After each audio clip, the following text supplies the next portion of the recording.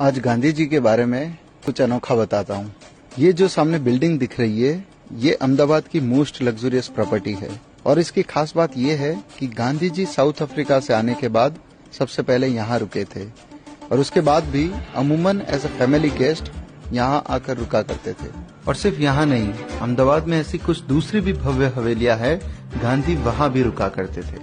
लेकिन एक मिनट, हमें तो पढ़ाया गया था कि गांधी तो अधनंगे फकीर थे, वो तो गरीबों के मसीहा थे और वो तो आश्रमों में ही रहते थे। तो फिर इन हवेलियों में रुकने की कहानी क्या है?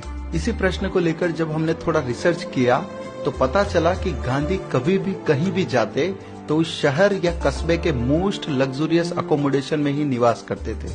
गांधी जब दिल्ली में होते थे तो बिरला भवन में ठहरते थे, जो कि देश के सबसे बड़े उद्योगपतियों में से एक ऐसे घनश्याम दास बिरला की आलीशान कोठी थी। गांधी जब मुंबई में होते थे तो मणि भवन में ठहरते थे, जो कि उनके एक धनी मित्र और ज्वेलरी का बिजनेस करने वाले रेवाशंकर झवेरी की हवेली थी। गांधी जब कोलकाता में होते थे तो हैदरी मंजिल में रुका करते थे, यह भी कलकत्ता के एक बड़े बोहरा व्यापारी की कोठी थी। यहाँ तक कि 1942 में जब गांधी को जेल हुई तो उनको किसी सामान्य जेल में नहीं बल्कि पुणे के आगा खान पैलेस में रखा गया। ये महल देश की सबसे शानदार इमारतों में से एक है और यही गांधी की जेल हुआ करती थी। तो मित्रों, पॉइंट है कि गांधी की गरीबी, फकीरी और महात्मापन एक सफेद झूठ है। असल में ऐसा कुछ था ही नहीं, सब कुछ बनावटी और मनगढ़ंत था।